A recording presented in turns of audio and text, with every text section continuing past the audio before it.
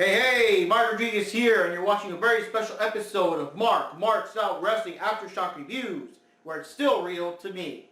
And what makes this episode so special is we're going to be talking about episode 4 of AEW on TNT. And if you're wondering why I'm talking about like a regular TV show instead of an actual pay-per-view, is because this is the very rare I Was There edition. Oh yeah, I was there live in Pittsburgh, the Pearson Event Center, watching it perform before my very eyes and forming a part of wrestling history, because unlike any other wrestling promotion out there that's either going to be like a house show that won't get televised anyway, or it's going to be like episode number, I don't know, 895 or whatever, like this is the 4th ever episode of AEW on TNT Wednesday Night Dynamite. So hopefully this show can continue and prosper for years to come. If it does, I can look back and tell everyone I was there for episode 4, baby. And that's fucking awesome. Now, this review is going to be a bit different. It's going to be like, of course, my perspective as an actual like event goer. I'll talk about like the venue and stuff like that. Have some pictures and things, some video I took here and there. So it'll be kind of cool. Not just me talking and talking.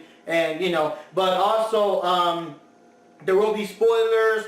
I'll talk about the entire event, including the dark matches. AEW has a brand new show on YouTube called AEW Dark, where they actually show you the dark matches. And some of them are so fucking amazing. I can't believe they're giving away for free. And the way it works is that there's one match, like a dark match, you know, then like the actual televised program, then 2 extra matches after that, and stuff like that. So I'll be talking about all of that. And synthetically speaking, whatever I saw last night for the dark matches is going to be like, I guess, spoilers for next Tuesday's episode of AEW Dark.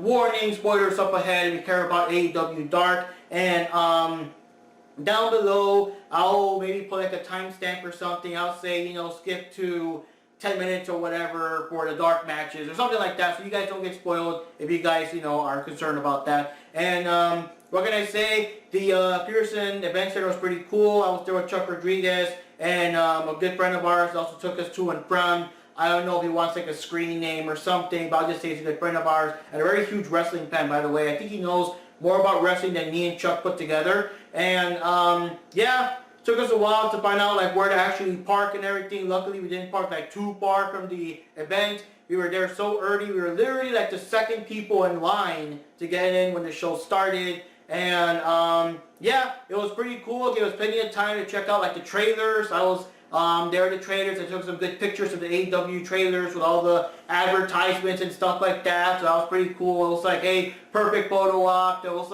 wasn't any like security or whatever to tell us like, hey, don't do that or whatever. So why not? Let's go for it. And yeah, once inside, we saw the merch stand. I'll show off what I bought in a bit. But yeah, I was kind of disappointed. It was a very small merch stand, and most of the stuff there was stuff I could just get off like Hot Topic anyways. There wasn't anything that stood out. Like ironically, the best shirt was the Bubble-ish shirt, but of course, I'm already wearing it. Like if I didn't already own it, I would have bought it at the place, but I already had it, so, you know, I don't know, I was looking for something more unique that wasn't there, but hey, 30 bucks, free shipping, you know, because you're buying it, like, in person, so no shipping, no taxes, from what I could tell, like, it was like 30 bucks, no taxes, so it was all good, pretty cool. And, you know, good food, good beer. I got some beer, I got some Oktoberfest, I got some tenders, I got some fries. I got comfortable. I had no problem at all finding like where I was going to sit. It was pretty cool. You can't really get lost there, even though it's like a big place. So, you know, that was cool. So getting on to the actual show now, you know, the first event, of course, the dark match was the male librarian Peter Avalon with the female librarian Leva Bates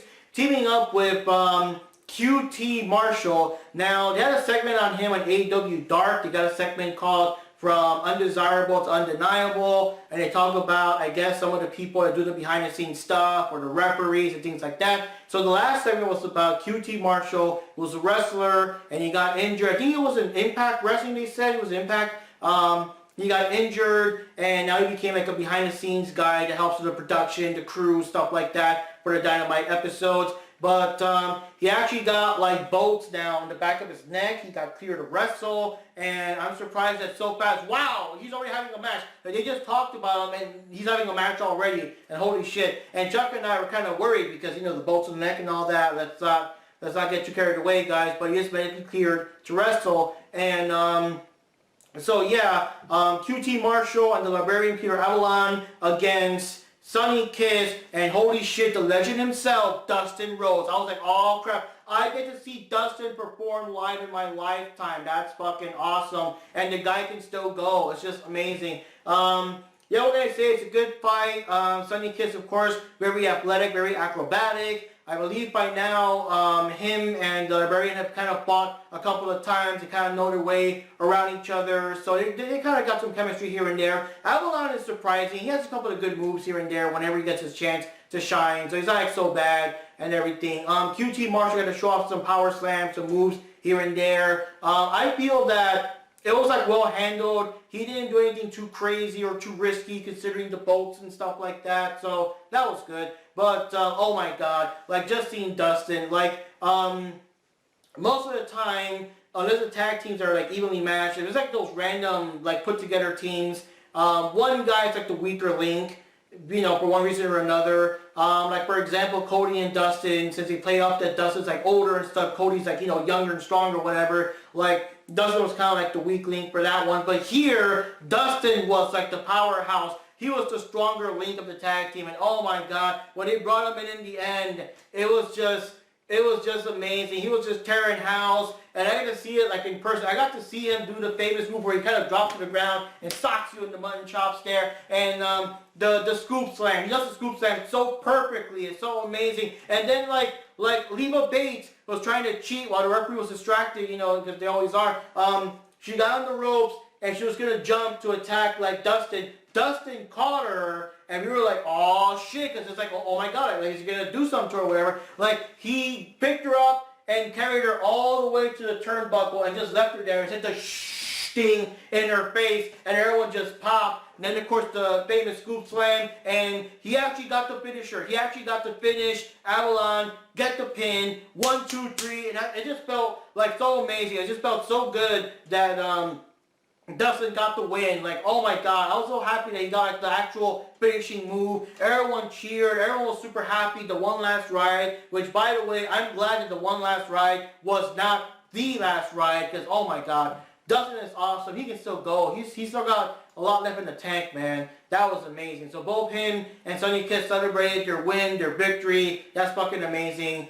Damn. So it was cool to see how they kind of changed the theme from Dark to Dynamite. The monitors just changed colors and stuff like that. I gotta say, no intermission, no break, no nothing. I was careful with my beers. I drank like 2 or 3 beers just to kind of, you know, when I was thirsty, but not too much because I didn't want to go to the bathroom. I didn't want to miss something because holy shit, like no intermissions. And from my understanding, the TV show, I guess the lineup was just that jam-packed with matches that they really cut a lot of stuff. From my understanding, well, let me just say this real quick. The very first match to start things off right off the bat was Private Party going up against the Lucha Brothers for the semifinals for the tag team tournament to determine, of course, who's going to be the first tag team partners for AEW, and you know, the tag team champions, I should say. And from what I understand, on the TV show version, you guys can correct me if I'm wrong in the comments, and the TV show version, it started with like Private Party and Lucha Brothers already in the ring, getting ready to fight. I'm like, holy shit. So we got to see the entrances and stuff, and everyone else got to miss it.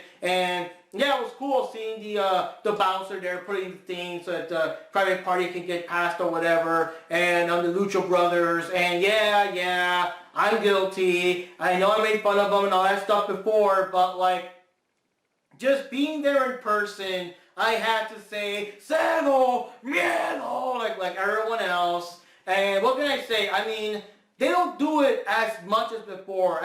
Like before, it was like all the fucking, like every 3 seconds they were doing it. Here it's not so bad. And again, I was just caught up. I was like, Sano, miedo, like everyone else. It was just funny. And another thing is, they have a feud with SCU, so it was kind of predictable, like the 2 matches, but because like the last match we had last week, it was supposed to be SCU versus versus the Best Friends, and before they could even start the match, Lucha Bros came in, they jumped Daniels, and they grabbed them and fucking like power drivered him right through like the steel ramp. He took him out. He's on a stretcher, and they're really playing up the injury. So Scorpio Sky had to take his spot and everything. But now they also hate the Lucha Brothers. So it was kind of predictable that for these matches here, it would eventually become those two for the next week's final match. But they did a good job. It was a very good match.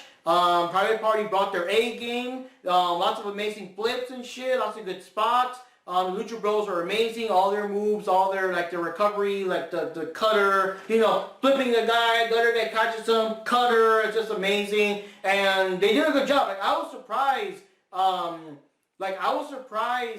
How they did it, because there were some times where Private Party looked like they were gonna win anyway, and I was like, holy shit, they're gonna flip the script. They're gonna actually make Private Party win and whatever. But no, in the end, Lucha Bros won, Cero Miedo, and they advanced to the final match. But it was amazing. I just love seeing that shit. Like, these guys, I was kind of high up, but it's like these guys always look like they levitate in slow motion before someone else grabs them and kicks them and throws them down and stuff like that. It's just, damn, man. I can't describe it. And those kicks, those chops, you can hear them from up there, man. It's amazing. Just, and you just, feel the pop, So, right after that, from what I understand, that match was about 20 minutes, and on TV, it was non-stop, no commercials, till the match was over. Holy shit. So, anyway, the second match was the other tag team match right off the bat, wasting no time with that. It was, what can I say, SCU versus the Dark Order. It's kind of weird seeing all the creepers there. They're all assembling to be the throne for Evil Uno. And, yeah. Say what you say about Evil Uno. People hate him. He seems like a big fat dude. But holy shit, the fat dude can move. I mean, he can run real fast, tackle your ass over, powerful slams. You do not want chops from that guy. He's a fucking powerhouse. And yeah, again, I was kind of predicting that for the sake of the big rematch that SCU was going to win. But damn, they worked for it, man. They worked for it. The Dark Order was beating the shit out of them. Stu Grayson got a lot of impressive power slams and power bombs and shit like that. And yeah, again, I was kind of believing that they were going to win the match, but in the end, SCU pulled it off. They won, and as you'd expect, it's going to be SCU versus the Lucha Brothers next week. The final match will determine who will be the tag team champions, the first ever AEW tag team champions. And for me, they won me over, guys. They won me over. I hated them at first. And I'm a big fan of SCU, but I want Cero Miedo to win and become the first ever tag team champions. That's going to be amazing. So, I want to say the next match, my memory is all over the place with being there. I want to say the next match was Kenny Omega versus Joey Janela, because it's just too many tag matches one after the other. But yeah, I'm surprised. I was very surprised that they were on TV. I guess it makes sense. You don't get to miss that match, because the first match they had was a dark match. It was a lights out, non-sanctioned match or whatever. They had weapons, they had chairs. Oh my god, they had the chairs propped up upright. And Omega actually threw Joey Janela back first, his spine meeting these chairs. Holy shit, man. And to have to rematch on actual TV, at first I was kind of disappointed, and I'm it's gonna be on TV. It's not gonna be as hardcore with no probably no weapons or whatever, because it's on TV and all that. But I guess it makes sense. I mean, you gotta have the regular people watch it. The people that I guess can't bother to watch YouTube for an hour. But yeah. It was a pretty amazing match. It was pretty good. Of course, I was hyped up to see Kenny Omega in person, yo. That was amazing seeing Kenny Omega there, just flipping everywhere. And what can I say? Janela brought the fight to Kenny. It was a good match for Janela, because he actually brought the fight to him.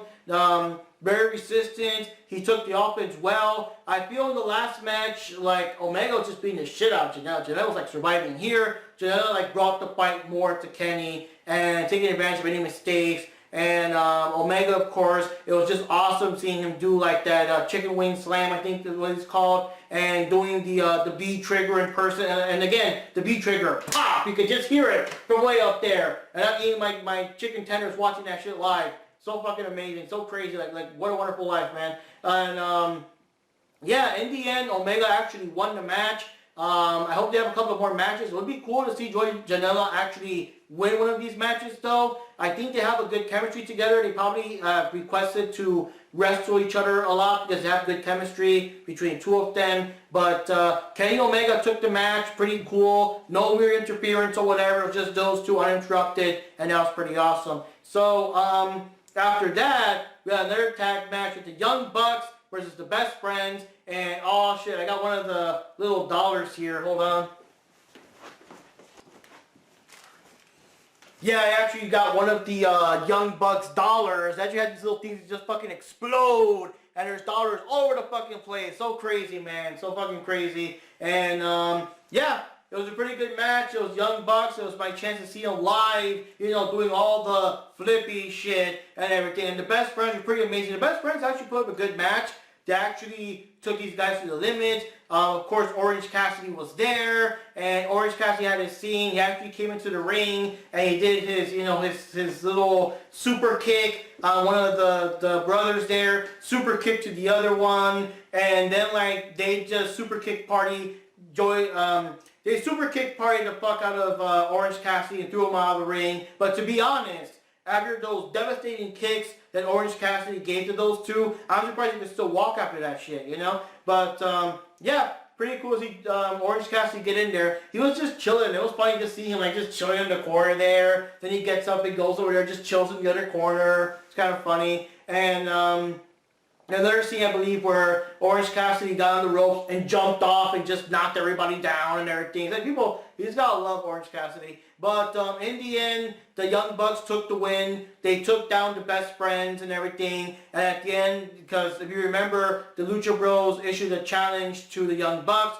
So the Young Bucks are like, hey, Lucha Bros, we accept your challenge. Everyone, of course, cheered it up, and it was crazy. So, during this match, it was kind of hard to watch because I was like, you know, I was watching the match, but I noticed that they got like monitors that also show like what it would look like on TV and everything. And oh, it was cool. We got to see JR come down. We got to see Excalibur come down. But I just lost track of exactly where they were, like where the commentary section was. But anyways, yeah, the monitors kept showing little scenes of like Jericho and all them with their boos, with their, you know, with the bubbly, you know, watching and taunting and everything. So I don't know how that looked on TV. That was kind of weird. But after this, like, Cody came in. I was surprised. I was, holy shit, who's Cody fighting? And Cody had fucking pyro. They had pyro, explosions, fire and everything. And I'm not sure if that was on TV or not, but I think Cody was just in the ring. I don't know. You guys tell me. But Cody was talking with Shivani, I think, and the bad thing is the mic was kind of bad from way up there. When you go like to the lower levels, because I kind of cheated and went there later, it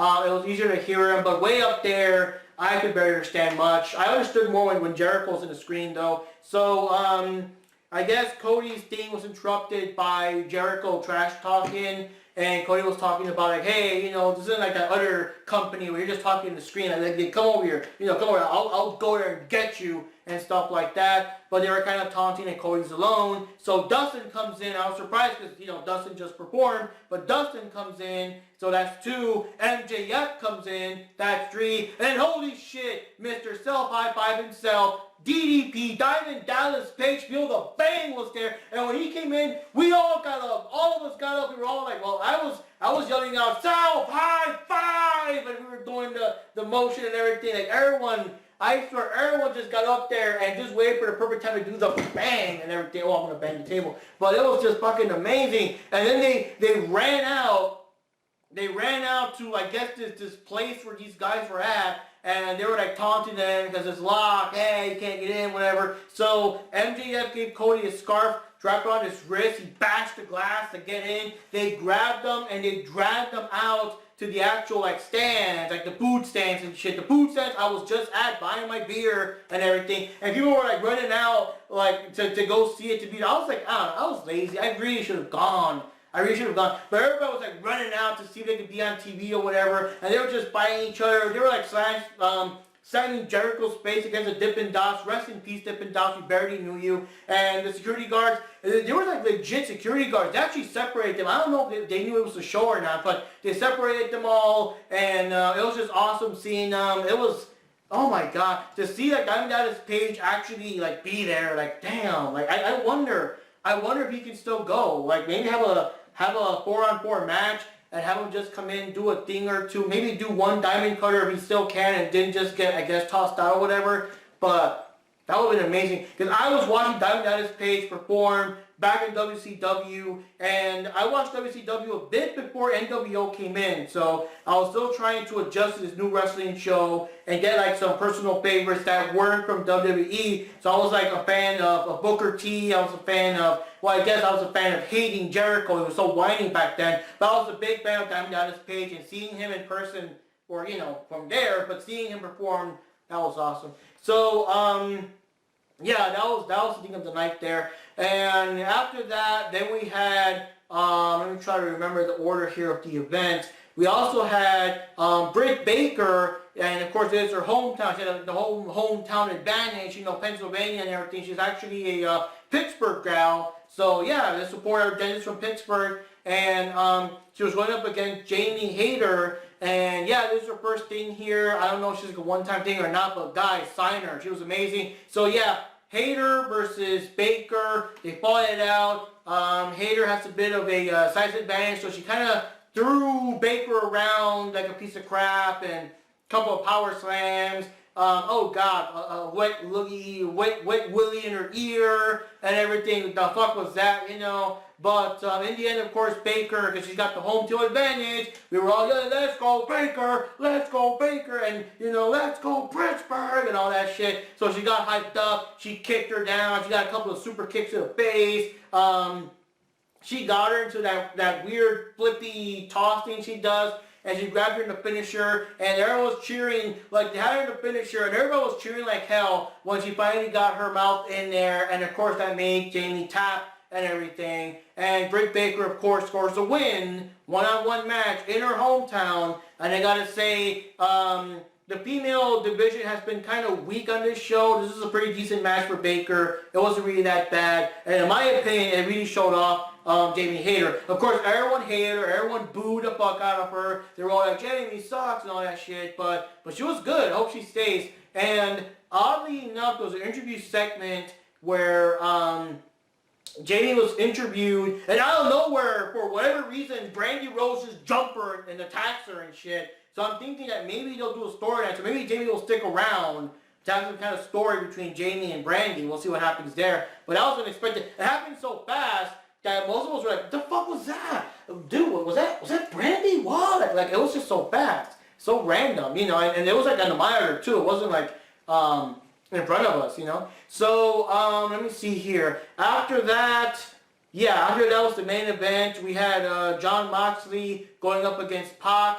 And in true Pac fashion, like Moxley came in, we were all cheering and shit, and then Pac comes to the chair and bashes some and beats the crap out of them and hits some and all that shit. And I was like, wow, okay, I guess no Pac entrance, huh? So, yeah, beat the crap out of them, drag them to the ring, the match started, they both just beat the shit out of each other. I just love these matches when it's a bit more like, yeah, they got the moves and stuff, but it's more like just beating the shit out of each other. They're just socking each other, taking turns punching, throwing each other, and of course, what can I say? Pac with those fucking devastating kicks, yo. Those nasty kicks, man. What can I say? And there was like a time limit, of course, and it was surprising too, because I was looking at my watch. I was kind of surprised. There were like about 15 or so minutes left when he brought those guys out, and I was like, really? I mean, we're going to go to overtime? Because, I mean, we're still Eastern time, right? I mean, I was kind of confused, but yeah, I guess it was 15 minutes, I don't know. So they fought it out, it was pretty intense. In the end, Moxley actually got Pac in the paradigm shift, which is, you know, dirty deeds or whatever, and it looked like the pin, it was like 1, 2, but then Pac kicked out, and there was no time to like pin him, and time ran out, and the TV show ended, and I saw the monitor, the little thing in the corner that all rights reserved or whatever, that they always put on when, you know, the show's over, so I was like, holy shit, so this is going on now after the show aired, and that was fucking awesome. So, after the show aired, Moxley was still like just standing around like pissed, like, because, you know, time limit, what the fuck, and then Pac jumps from behind and attacks him and beats him down. And then with Moxley down and out, he actually grabs a chair and like puts it, like wraps it around his neck and everything while he's down, like around his head or whatever. And he was intending to get on the rope and do the Black Arrow on him with that chair wrapped around his neck. But then Kenny Omega comes in and like, you know, kind of scares Pac away. And then I guess showing some respect, he actually carefully takes the chair off of Moxley. Moxley gets up. You know, Omega and Moxley get into their spaces and everything. Pac tries to attack them both. They both like just grab him and throw his fucking ass out of the ring, like mind your own business, yo, and whatever. And before they can actually fight, and they're all like, I can't hear, you know, from that far away, but they're doing like, you know, like let's do this right now, right here, right now, you know, all that shit, you know. Hangman Page shows up, and he's like, hey, Pac, you think you all that, huh? You know, hitting people from behind with a chair and jumping people, you know, blindsiding people and shit, whatever. But why don't we do it face to face? I challenge you to Full Gear, you and me. And like, damn, it looks like Pac's gonna take it. I guess we'll find out. Like, I don't know what they're gonna do here. I don't know if they're gonna show like a thing in the show. Like here's what happened after we got off the air or something like that. But they gotta show that because they should have challenged. The challenge has been, you know, declared. I'm pretty sure Pac said yeah, and that's gonna be awesome. Pac and Hangman Page at Full Gear, yo. Alright, so the second, I guess, dark match here after the show was a 4-way women's match. And it was kind of funny because, like, we were in the car, I was telling my friends that, guys, they got to do a better job with the roster. Like, they barely show up the night before and Sadie Gibbs, like, give them more matches or whatever. And yeah, sure enough, this match was Penelope Ford, Sadie Gibbs, Ali, and Emi Sakura 4-way match. And oh my god, what can I say? I know my friends kind of complain about it, people kind of complain about it, but it was a delightfully cheesy match. It was just full of so much cheese. I just couldn't. I mean, there was a time where the girls like all posed and sat on top of Sakura. She's like, "The fuck it off me," or whatever. Then I guess two girls were doing. Cause I mean, I'm way up there. Two girls were doing like a submission move, and then all of a sudden, like I think Ali came in to do a submission move on the other one, and then Annie comes in, she does a submission. So you got all 4 women locked in this weird submission move thing to see who taps out first until they all release and everything. But like, what the hell, man? That's so crazy. And then like the cheesiest thing, and this is beyond. This is like Indies cheese. This is 100% grade A Indies cheese that just made me smile, and oh god. Emi Sakura has a thing where she likes to like stomp, claps, and get everyone so they can sing the "We Will Rock You" or whatever. And it was funny because she was doing it, and like I'll just say names because I don't know what order it was. You know, Ali attacked her, so they interrupted her. So she grabs her, slams her against the ropes. She tries it again, but then Penelope Ford hits her, so she grabs her up against the ropes, up against Ali, and then again, but she gets interrupted by Sadie, so grabs Sadie, gets her up against the ropes. So it's like 3 times. She tries to do it one more time, and then all 3 to attack her. She manages to get all 3 back there, but now she is so worn and so tired that she can't do the thing, so she gets the referee to do it. The fucking referee is doing the stomping to get everyone to say the "We Will Rock You" thing, and I wish it hit. I think it didn't hit because the girl still got out of the way or something, but I was like, it was so fucking cheesy. It was so cheesy, but and I was chanting, "This is wrestling, this is wrestling." I just wish it caught on. No one else like did it with me, but that would have been so funny. That would have been so perfect. Something that cheesy, and people are like, "This is wrestling." But anyways. The girls like all took turns slugging each other and slugging each other and slugging each other. It was like weird. It was almost like the Three Stooges like order of them slugging each other and everything. And honestly speaking, it was so crazy. I forgot in the end. I believe that Emi Sakura was the one that took the win. And what can I say? It's an interesting match. They all did their job here and there. I do love the Penelope Ford little Matrix dodge. Then she grabs, she does a cutter. That's kind of cool. But yeah, what can I say? It was a women's match. It was sloppy. It was cheesy, but I just couldn't stop smiling. This is like unique cheese. I don't know why they do cheesy shit, but somehow it's just Indies cheese that they can somehow pull off without it being like so carried away. I don't know. I have no words. So the last match there, I was going out like real quickly, you know, buying more things, using the bathroom, checking stuff out, trying to get a better seat. I finally got a better seat there. It was so late, no one cared, and like people were already leaving a bit. Like after the televised show ended, a lot of people left and didn't care about the dark matches. So hey, empty seats, no one cares. I got my ticket paid for. They don't care where I'm sitting. So I got a better seat to see it. It was Darby Allin and Havoc.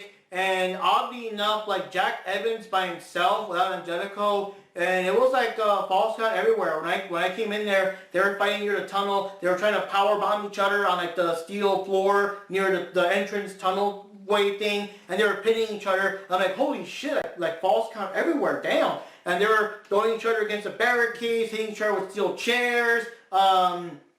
The fans kept taunting or, you know, cheering for tables. Get the tables, get the tables. When they finally brought the tables down, yeah, tables! I'm like, holy shit, the tables got such a big pop that night. So they brought the tables and everything. And in the end, I remember they slammed, I think Havoc slammed Evans up against the table. But Evans got like Angelico down, and Allen got on the rope and ended it by doing the coffin drop, landing on both of them, taking them out, and then pin them 1, 2, 3, and Darby Allin won the match, and it was fucking amazing. And holy shit, that was just, it was a good match. Now I did miss of it because I missed part of it because I was trying to find a way around the building to get to a better seat, but like, I don't know, I didn't care too much because I'm going to watch it again on YouTube. Like, the dark matches, I'll watch them again on YouTube. The TV show version, I don't know, because obviously I don't know when they're going to repeat it or not.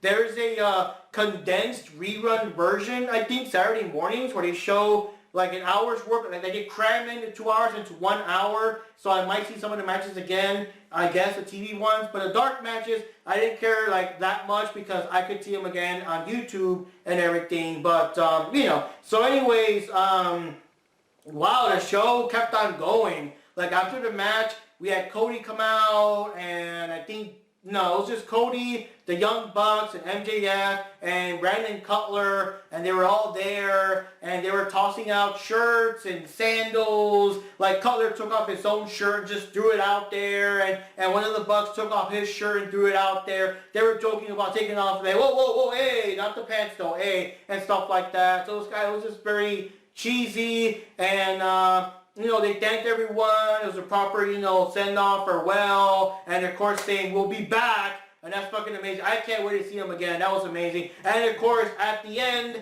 we went out, and as the people were preparing to leave and everything, I got to meet some of them. I got to run into Darby Allin. He got a cool photo. Here's a photo right there. He was so cool, especially because, you know, he's in the rush to get in the bus and everything. I also ran into Sonny Kiss. Sonny Kiss was there, and Allie, oh my god, Allie. I was following Allie since her feud with Rosemary on Rise Women's Wrestling. Here she is in AEW, and here she is next to me in Sonny Kiss, holy shit. And of course, Leva Bates, who I first saw as Blue Pants, who I never ever thought I would ever see her again as something else, and there she is with me for another selfie. These guys are so cool, so awesome, it was just amazing. And of course, the merchandise, real quick to end this review. I got this pull string bag. It's pretty cool, pretty sturdy. It also serves for, like, what can I say, you know, for work. I can take it for work, take my lunch, take things, you know,